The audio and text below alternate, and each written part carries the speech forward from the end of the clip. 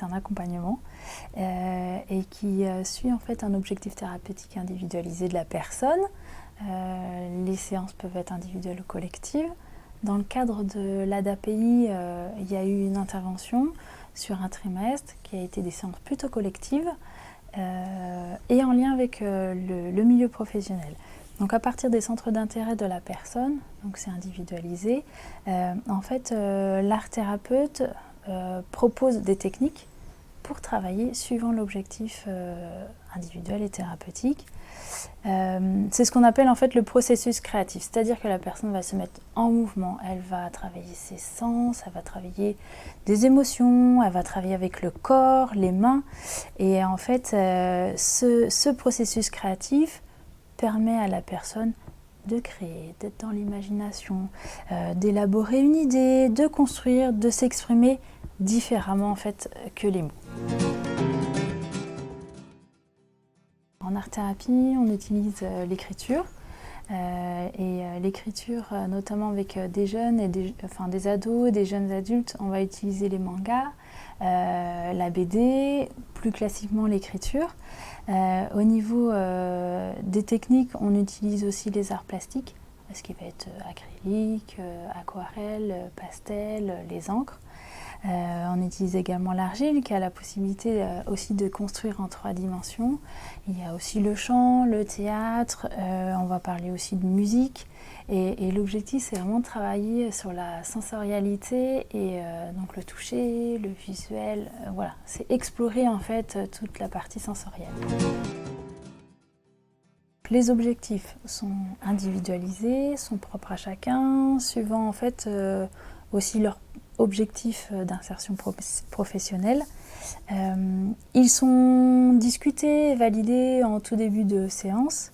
Donc on peut travailler sur l'estime de soi, travailler sur l'image de soi, prendre du temps pour soi, ce qu'on appelle aussi le lâcher-prise, s'inscrire dans un groupe, favoriser le lien social justement en étant dans un groupe et aussi développer des compétences émotionnelles, c'est-à-dire travailler ce qu'est une émotion, la travailler, l'explorer. C'est aussi inviter la personne à faire des choix, par exemple sur des techniques, sur des choix de couleurs, ce qui va l'amener à prendre des initiatives et surtout c'est en fait développer des capacités d'expression à partir de différents supports créatifs. Globalement, ça a apporté aux personnes qui en ont bénéficié vraiment un sentiment d'efficacité par rapport à ce qu'elles ont fait, notamment le fait de produire et non pas forcément de s'exprimer avec des mots.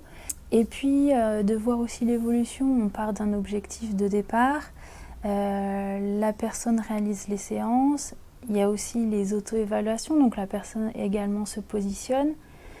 On fait des temps de bilan mi-parcours, on fait un bilan final et il y a vraiment ça en fait, de voir une évolution et que la personne elle prenne conscience aussi que grâce à ce que l'art thérapeute peut proposer pendant les séances, finalement elle arrive à réaliser des choses et voilà, il y a des compétences qui sont bien mises en avance et il y a vraiment un sentiment de remobilisation de la personne, de confiance. Voilà.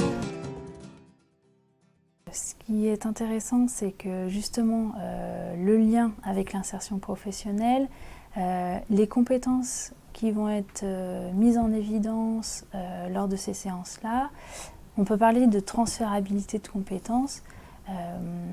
Par exemple, une personne qui est en mesure de faire un choix sur différentes techniques artistiques, c'est de l'amener à prendre conscience que cette capacité à faire des choix peut être transférée sur la capacité à prendre des initiatives en entreprise. Une personne qui a réussi à réaliser, par exemple en art plastique, quelque chose qui lui ressemble, avec ses couleurs, ses techniques, c'est de l'amener à transférer cette capacité d'expression à, par exemple, faire un entretien d'embauche, présenter son CV. Donc c'est vraiment à partir de techniques artistiques transférées sur la partie professionnelle.